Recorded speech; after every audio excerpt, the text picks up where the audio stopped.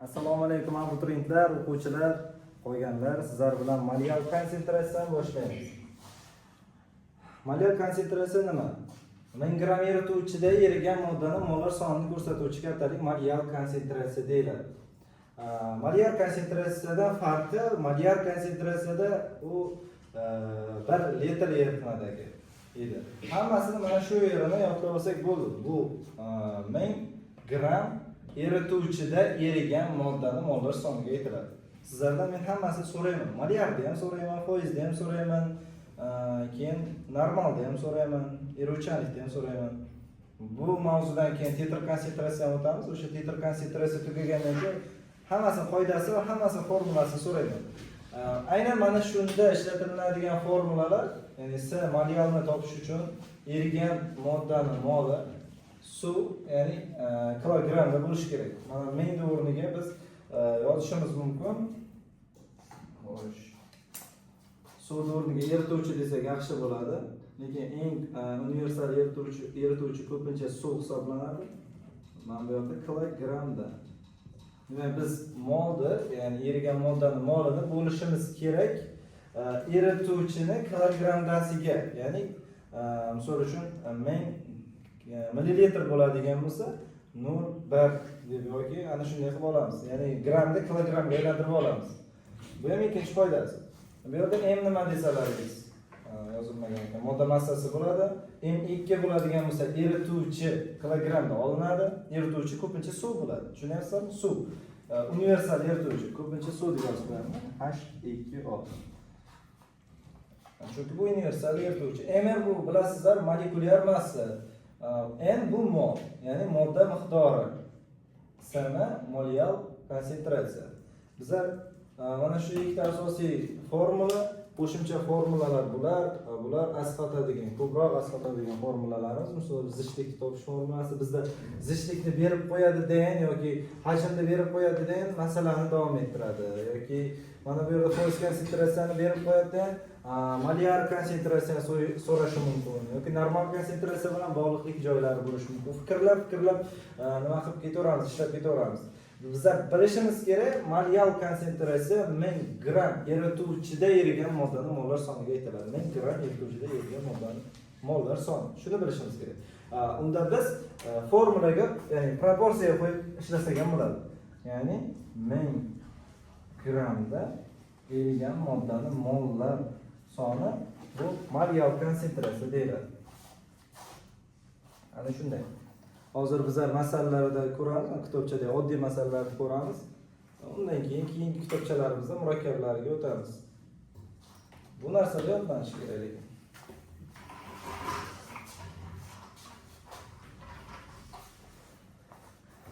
Kitobchalaringizni ochingizlar hammalar. Ko'ryapsizmi? Bu kitobcha. Birinchi misol qaraysiz. 12% kumush nitratni molar konsentratsiyasini so'raydi. 12% kumush nitratni molar konsentratsiyasini toping. Uni biz qanday qilamiz? Bizga boshqa hech nima bermagan. 12% berilgan, kumush nitrat berilgan va so'ralgan narsa molar konsentratsiyasini top degan. Xo'p, bo'ldi, ishlaymiz. Biz o'zimizdan 100 gram deb eritmani olamiz, o'zimiz olamiz 100 gram. Avvalgi misollarga, ya'ni eruvchanlikni ham o'zimiz 100 gram deb o'zimizdan olardik. Qaydan keldi deb o'ylamanglar. 100 gram o'zimizdan olinadi. Chunki umumiy eritmani biz 100 gram deb olishimizga haqlimiz. Ya'ni o'sha 100 gram olgan eritmamiz 100% hisoblanadi. Tarkibida 17% kumush nitrat bo'ladigan bo'lsa, ana shuni 17 grami kumush nitratga to'g'ri keladi. Ya'ni 100 debman, uzr. 17% 100 gramga ko'paytirib 100% ga bo'lsak 17 gram keladi. Mana bu 17% bu 100% dan nima ichiga kirib ketadi, 100% ichiga kirib ketadi. Ya'ni bu tuzning foizi. Qolgani suvning foizi bo'ladi. Ya'ni 100 dan 17 dan ayirsak 83% suv ekan. 83 ni 100 ga ko'paytirib 100 ga bo'lsak 83 gram bo'ladi. Yoki berilgan 17% deydi. 100 ga ko'paytirib 100 ga bo'lganimiz 17 gram chiqardi. Shu 100 dan, ya'ni umumiy eritma 100 gramida 17 grami tuz bo'lsa, qolgani suv bo'ladi. Ya'ni 100 dan 17 ni ayirsak 83 qoladi. Qolgani suv bo'lar ekan. Endi bizga yana nima kerak? Bizga mol kerak, keyin ya'ni proporsiyada yoki masala shart emas, o'zi qoidamizda bor, 1000 gram eritmada degan. Kumush nitrat yoza olamiz. Bir molini massasi 170 gram bo'ladi. Bir molini massasi 170 gram bo'ladi. Bizda 17 gram bor kumush nitrat. O'sha necha mol deymiz? 0,1 mol bo'ladi. Mana shu 0,1 mol qancha suvda eriyapti? 83 gram suvda. Ya'ni 83 gram suv tarkibida 0,1 mol kumush nitrat bor. Bizga molyal konsentratsiya 1000 gram erituvchida erigan modda. Ya'ni 1000 gram erituvchi suv qancha desak 1.2 sa molyal kelib chiqar ekan. Demak 83 dan 0,1 mol bor, 1000 gramda qancha deb topib olamiz. Yana qaytaraman. Biz o'zimizdan 100 gram deb oldik, 100 gramimiz 100% bo'ladi. Kitobda berilgan 17% qancha desak 17 gram bo'ladi. Bu tuzni grami. Chunki kumush nitrat 17% dedimi? Demak 17% o'sha kumush nitrat bor. 100 gram eritmani chidaydigan. 100 gram eritmadan tuzli massasi, ya'ni 17 ni ayirib 83 gram qoladi, bu suvniki. Endi ikkinchi qadam biza kumush nitratni molini topib olamiz. Bizda massa bor. Kumush nitrat qancha chiqdi? 17 gram chiqdi. O'zi kumush nitrat massasi necha gram? 170 gram. 170 gram bo'lgan payti u 1 mol bo'ladi kumush nitrat. Mana bu yerda 17 gram chiqib turgan payti necha mol deymiz? 17 ni 1 ga ko'paytirib 170 ga bo'lsak 0,1 mol bo'ladi. Ana shu 0,1 mol kumush nitrat necha gram suvda tarkibida? 83 gram suv tarkibida. Demak 83 gram suvda 0,1 mol kumush nitrat bo'lsa, 1000 gram suvda qancha desak 1.2 bo'ladi. Nima uchun men aynan 83 gram suvda yozdim? Mana buni yozmadim. 17 gram 0,1 demadim. degan savol tug'ilishi mumkin. Chunki mana bu har doim 1000 gram erituvchida, ya'ni 1000 gram suvda. Demak, suv tepasini suv yozish kerak ekan. Mana shuning uchun suvda yozdim. Ikkinchi savol. 2 mi 3 mi? 2. Bir o'qiyingizlar ikkinchi savolni.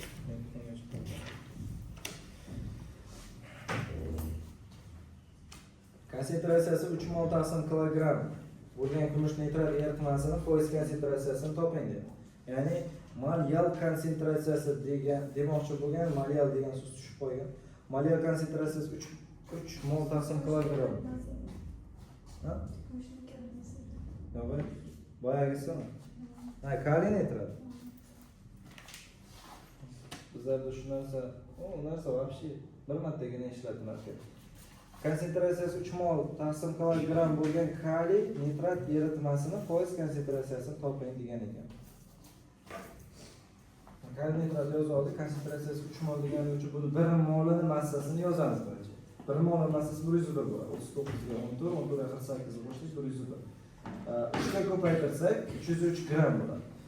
Bu 303 gram 1000 gram erituvchini ichida erib turibdi. Ya'ni 1000 gram suvda ichida 303 gram bor. 1000 ga biz 303 ni qo'shsak, umumiy eritmamiz 1303 bo'ladi. 1000 qaydan keldi deb sizlar hayron qolmanglar. 1000 avvaldan bor bizda. Mana bu doskada aytganim 1000 gram erituvchida, ya'ni 1000 gram erituvchida erib bo'lgan bu narsa. Shuning uchun nima deyapti? 3 mol taqsim kilogramm deyapti konsentratsiyasi. Bizda 1000 ga qo'shsak 303 ni, ya'ni tuzli massasi 1303 gram bo'ladi. Umumiy eritma u 100% bo'ladi. Ichidan mana shuni massa urishini, ya'ni foiz konsentratsiyasini topmoqchi bo'lsak, ana shuni massasini olib qo'yamiz. 303 gram kaliy nitrat bor-ku, qancha bo'ladi? 303 ni 100 ga ko'paytirib 1303 ga bo'lsa 23.3% bo'ladi. Tushunyapsizlarmi? Tushunarsiz bo'lsa shuni so'rayman. Hozir agar shu zishlikda kelsa-chi? Zishlikda kelganlarni ko'ramiz hozir. 5-misol. 5 ta nima deyapti? Molyalligi 1.4, ya'ni 1.4 mol taqsim kilogrammga teng bo'lgan sulfat kislota eritmasini molyalligi 1.5 mol taqsim litr bo'lsa, shu eritmani zichligini gram taqsim millilitrda aniqlang. Zichlik topishimiz kerak ekan. Bizda molyalligini 1.4 dedimi? Boya ko'paytirib olganimizda buni ko'paytirish haqqimiz bor. 1.4 ni, ya'ni sulfat kislota deganligi uchun 98 ga ko'paytiramiz. Bizda chiqadigan 130 litrlik 2 bu sulfat kislotani massasi gram. Unga 1000 ga qo'shsak, 1000 yana qaydan kelyapti desalaring, 1000 bu umumiy erituvchi. Ya'ni o'sha erituvchida doim 1000 gram erituvchida erigan modda deyiladi. Demak, 1000 o'sha yerdan kelyapti. 1000 ga mana shu tuzli massasini qo'shsak, umumiy eritmani massasi 1137,2 gram bo'ladi. U 100% hisoblanadi. Tarkibidagi tuzning foiz konsentratsiyasi 12% konsentratsiyaga ega bo'ladi. Demak biz C foizni topib oldik. C foizimiz 12 ekan. Yozaylik o'shani. Demak foiz konsentratsiya 12 ekan, mana shu eritmada. Endi foiz konsentratsiyadan foydalanib, biz zichlikni topsak bo'ladi. Ya'ni foiz konsentratsiya bilan mol yar konsentratsiyasining bog'liqlik formulasi bor mana. C mol yar teng C foiz ko'paytiruv zichlik ko'paytiruv 10 barobar ml, ya'ni mol yar massa. Mana shu formulani sizlar yodlagan bo'lishingiz kerak. Ya'ni hammasini o'zini o'rniga qo'yasizlar. Bizlarda kitobimizda aytgan 1.5 molyarli degan, shuning uchun 1/5 ta qo'ydim molyarlining o'rniga. 12 foiz konsentratsiya, shuning uchun 12 ni o'rniga qo'ydim. Foiz konsentratsiyaning o'rniga 12 ni qo'ydim. R'ni topishimiz kerak. O'shani x qildim. 10 bu bor o'zgarmaydi. 98 qayerdan keldi desangiz, ml chunki sulfat kislotani. Yana qaytaraman. 1/5 bu molyar konsentratsiya kitobda berib qo'yibdi, shuning uchun qo'ydim. Ya'ni C molyarning o'rniga barobarni qo'ydim. 12 bu foiz konsentratsiya. Mana foiz konsentratsiyaning o'rniga 12 ni qo'ydim. R'ni topishimiz kerak, zichlikni qo'ydim. Ana shu R bu zichlikni topishimiz kerak. X qo'ydim. Chunki bizda o'sha noma'lumda mana shu narsani topishimiz kerak. 10 bu masala shartida bor, uni ham joyiga qo'ydik. 98 bu sulfat kislotaning molekulyar massasi. H2SO4. Bu narsani oddiy narsa bilasizlar, 13/32 bo'ladi. Bu masalani qanday ishlaymiz desalaringiz, 1.598 ga ko'paytirasizlar degan, chiqqan sonni 12 ni 10 ga va x ga ko'paytirsangiz 120x bo'ladi. Mana shu chiqqan sonni 120 bo'lsangiz 1.22 bo'lar ekan. Zichligimiz, ya'ni ximiz, ya'ni r. Mana shunday bo'ladi. Shu joyni bir boshqadan tushuntiraymi shu misolda? Mohina tushundingizmi nimagadir? Tushunmadingiz? Qayerga tushunmadingiz? Ha? Obshe tushunmadingiz. Shunda yana kimlar tushunmadi? Yana tortinmasdan aytaveringlar, ko'pchilik ekanmiz-ku. Zeynab? Bolasiz-chi? Sevinch. Yolg'ondan tushundim bo'lib ketmasin lekin. Yana takrorlayman. O'tganman, takrorlamayman. Misol 5 molyarligini 1.4 deyapti. Sulfat kislota eritmasining molyarligi esa 1.5. Ikkovi ham sulfat kislotaning eritmasi. Molyarligi 1.4 ekan, molyarligi 1.5 ekan. Ana shunda eritmasi ishligini topishimiz kerak. O'sha 3 ta narsadan foydalandik, 2 ta narsadan. Bizda molyarligi 1.4 degani shu molyarlikni biz gramga ko'paytirsak, gram, ya'ni molekulyar massaga ko'paytirsak, umumiy gram kelib chiqadi. 1.4 98 qaydan keldi? H2SO4 massasidan keldi. Ana shu yerga ko'paytirsam 137,2 bu H2SO4 massasi, ya'ni 1.4 ni massasi. 1.4 molyarlisini massasi. Umumiy eritmani topib olishim uchun mingni qo'shaman. 137,2 ga mingni qo'shsam, ming bu suvning massasi, erituvchining massasi, aniqroq qilsak, erituvchini qo'shsak 1137,2 gram umumiy eritma bo'ldi endi. Ana shu 100% bo'ladi. Tarkibidagi tuz qancha edi? Mana sulfat kislota, ya'ni tuz 137,2 edi. U qancha desak, foiz konsentratsiya 12 bo'ladi. Endi mana bu formulaga qo'ysam bo'ladi. Ya'ni bu yerda hamma narsa bor-da, faqat zichlik yo'q. Qarayapman. Molyar konsentratsiya bormi? Bor. Daftarga yozilgan. 12% topdimmi? Men topdim. 98 ml bor. Zichlik deyman. Mana bu 10 bu bor, o'zgarmaydigan narsa. Boshqacha usullarda ishlasak ham bo'ladi. Mana shu ham oddiy qulay usul bo'lganligi uchun ishladik-da. 1.5 ga 98 ga ko'paytirsam qandaydir son chiqadi. 12 ni 10 ga ko'paytirsam 120. 120 x ga ko'paytirsam 120x. Boyagi qandaydir sonni 120x ga bo'lsangiz, mana bu x son chiqadi. 1.22. Tushunish uchun darsga kelish kerak. Yaxshilab oldingi partalarda qarab turish kerak. Yana tushunmasangiz, bilmadim, nimadir boshqa choralar ko'rishimiz kerak. 11-misol. 224 gram 30% kaliy OH eritmasida 116 ml suv qo'shilganda hosil bo'lgan eritma molyarligini moltasini kilogramda aniqlaydi.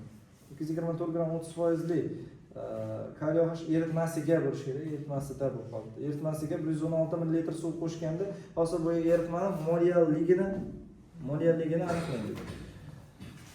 224 gram eritma bor, u 100% hisoblanadi. Tarkibida 30% tuzi bor, 70% suvi bor. Demak, 224 gram 100%, 30% tuzini topib olsam, o'sha berilgan nimani tuzi kelib chiqadi. 67,2 gram tuz ekan. O'zi bizda tuz nima edi? Kaliy OH. Kaliy OH tuzi bor ekan tarkibida. Kaliy OH. Mana bu nima desalaringiz, umumiy eritma. Bunda suv ham bor, unda tuz ham bor. Va lekin bu umumiy eritmamiz 100% hisoblanadi. 30% tuzi bor deganligi uchun bizda aniqlaymiz 67,2 chiqishi. Demak 67,2 nima ekan? Kaliy OH massasi ekan gramda. 224 dan buni ayirsak, 224 dan 67,2 ni ayirsak, bizda hosil bo'ladigan 156,8 mi? Bu nimani massasi? H2O ni massasi. Eritma tarkibida doim nimalar bo'ladi? Suv bilan tuz bo'ladi. Ya'ni erituvchi bilan erigan modda bo'ladi. Bizda umumiy eritma bor. Buni tarkibida erigan modda 67,2 gram ekan. 67,2 gram ekan. Undan qolgan 156,8 gram suv ekan. Biz qoidada nima qilishimiz kerak edi? O'zi moliyal konsentratsiyani topish uchun 1000 gram eritmada, yo'q, 1000 gram erituvchida erigan modda mollar soni edi. Bizda o'zi nima bor? Suvlar bor, qo'shib qo'yamiz. 156,8 ga qo'shamiz, qo'shilgan suvdir. 116 ml. Ya'ni zichligi 1 bo'lganligi uchun grami ham 116 gram bo'lib ketaveradi. 272,8 gram suv bor bizda. Umumiy suv bu. Qo'shilgan va avvalgi suvlarning hammasi bu H2O'imiz 272,8 ekan. Ana shu 272,8 bo'lgan paytda 1,2 ni, ya'ni 1,2 molni tashkil etadi. 1,2 qayerdan keldi degan savol tug'ilishi mumkin. 67,2 ni bo'lamiz kaliy OH massasiga 56 ga. Moli kelib chiqadi. Necha? 1,2. Bizda aytdim, 1000 gram suvda necha mol eriganini ko'rsatadi. Bizda o'zimizda berilgan suvda 272,8 gram suvda 1,2 mol erigan. 1000 gramidachi desam 4,4 mol erigan bo'ladi. Mana shu S milliardni beradi bizga. Yana qaytaraman. 224 gram 30% li eritma, ya'ni kaliy OH ni ustiga 116 ml suv qo'shildi. Hosil bo'lgan eritmaning moliyal konsentratsiyasi aniqlang degan bo'lsa kerak. Jumlalar shunday. 224 gram umumiy eritma tarkibida 30% tuzi bor ekan, topib oldim 67,2 ekan. 30 da 224 ga ko'paytirib 100 ga bo'lyapti. 67,2 gram kaliy OH bor ekan. Bundan biz suvni topsak, ya'ni suv topsak bo'ladi. 224 dan 67,2 ni ayirsak 156,8 gram suv bo'ladi. Men nima uchun umumiy suvlar nima yozyapman? Chunki mana bu bizda erituvchi massasida, ana shuni ustidan erituvchi, ya'ni suvni nimasi massasi yozilishi kerak-da. Agar biz 224 imizni yoki 224 ga boyagi 116 dan qo'shsak, xato son chiqardi. Bunday qilishga haqqimiz yo'q. Suvga suvni qo'shishimiz kerak. Chunki suvni ustidan suv tushishi kerak. Tarkibidagi suvga, ya'ni 156,8 gram suvga 116 gram suvni qo'shsam, umumiy suvimiz 272,8 gram bo'lar ekan. Ana shu 272,8 gram suv 1,2 mol kaliy OH ni eritib turibdi. 1,2 mana bu yerdan keldi. 67,2 ni 56 ga, ya'ni kaliy OH ni massasiga bo'lganida chiqqan suv 56, 39 ga 16 ni va 1 da qo'shganimizda 56 bo'ldi. Biz molni topib olyapmiz. 67,2 ni 56 ga bo'lyapmiz, 1,2 mol bo'lyapti. Demak 272,8 gram suvimiz 1,2 molda eritar ekan kaliy OH. 1000 gramcha degan paytimizda 4,4 gram, 4,4 mol, ya'ni 1 milliard kelib chiqargan. Keyingisi 14. Sulfat kislota qanday? Normalli eritmasining moliyalligi 1,5 ga teng, zichligi 1,1 deb berib qo'yibdi ekan. Demak, sulfat kislotani qanday? Sulfat kislota qanday? Normalli eritmasi moliyalligi 1,5 ga teng. Moliyaligim 1.5 edi. Biz sulfat kislota deganligi shu 98 ga 1.5 ta ko'paytiramiz. Umumiy massa 147 bo'ladi. Faqat tuzda ko'p. Tuzda umumiy massasi. Endi umumiy eritmani massasini topish uchun doim 1000 gram erituvchida bo'ladi. 1000 gram erituvchida. Demak, 1000 gram erituvchiga qo'shaman tuzni, ya'ni 147 ni. Umumiy massamiz, ya'ni umumiy eritmani massasi 1147 gram bo'ldi. Endi ana shu yerdan men millilitrga, ya'ni hajmga o'tkazishim kerak. Emtasida roni berardi. Bizga oxirida 1.1 deb zishlikni berib qo'yibdi. Zishlik o'rni mana bu yerda bo'lsa, bizda hozir m bo'ladigan bo'lsa, massani zishlikka bo'lsam v kelib chiqadi. M taqsim r barobar v. Ya'ni m taqsim r barobar v ni beradi. Men shunday qildim. Umumiy massani 1147 ni 1.1 ga bo'ldim. 1042 ml degan nima bo'ldi? Javob, ya'ni raqam kelib chiqdi. Uni yozib turdim men. Endi 3 gram taqsim ekvivalent qayerdan kelyapti? Bizda sulfat kislotani nimasi bor edi? Umumiy massasi bor edi, 147 gram edi.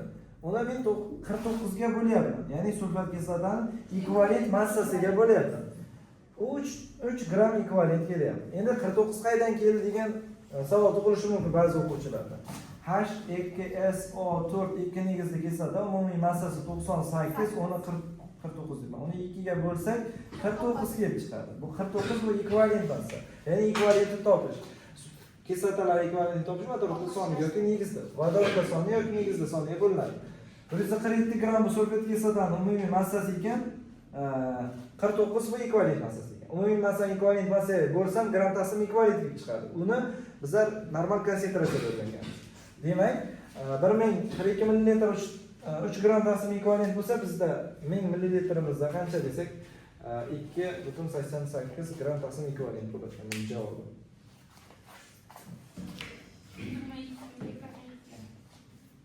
22-si 32%li mas XO4, ya'ni noma'lum eritmasining zichligi 1.2 gram taqsim millilitr. Molyar konsentratsiyasi esa 1.5 mol taqsim litr. Eritmani mol yal konsentratsiyasi aniqlaydi. Demak, bizga 32%li tuzni berib qo'yibdi ekan, o'sha tuzni zichligini ham berib qo'yibdi ekan 1.2. Molyar konsentratsiyasini ham beribdi ekan 1.5. Eritmani mol yal konsentratsiyasini top debdi. Demak, bizda umumiy nima bor? Tuz bor, lekin tuz umumiy massasi noma'lum. Lekin tuzni, ya'ni umumiy eritmani tarkibida tuzni nimasi foizi aniq, 32%li. Ana shu narsalardan foydalanamiz, degan topib olamiz. Ya'ni m taqsimga barobar r ni beradigan bo'lsa, bizda m yo'q, r bor, 1/2. V ni qaydan olib keldim? Doim 1000 gram erituvchida deganligi uchun olib keldim. 1.2 ni 1000 ga ko'paytirsam massa kelib chiqadi. Ya'ni o'sha biz aytadigan umumiy massa 1200. 1200 100% bo'ladigan bo'lsa, tarkibida 32% tuz bor. O 384 gram bo'ladi ekan. Demak, bizda o'sha eritma 1200 edi. 384 grami tuz bo'lsa, undan qolgani 816 gram suv bo'ladi. Suvning zichligi 1 ga teng bo'lganligi uchun men o'sha millilitrni ya'ni bular millilitrda ketyapti-da. Gram deb oldim. 816 gramimiz 1.5 molyar hisoblanadi. Bizlarda 1000 gramda qancha desak 1.84 molyarlik kelib chiqadi. Mana shu qayerda tushunarsiz bo'ldimi deyman. Molyar debman. Tushunarsiz bo'ldimi? Hazillashmaydi odamlar.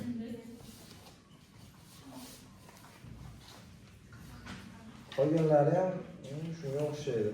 Keyingi darslarimizda keyingi kitobchani qiyin savollarni ishlashga harakat qilib, video olishga harakat ko'ramiz, nasib bo'lsa. Shunday qolgan joylaringiz kirib boshqa o'rgan ko'raverasizlar-da, Telegram tayyorlasa kelib bo'ladi ham.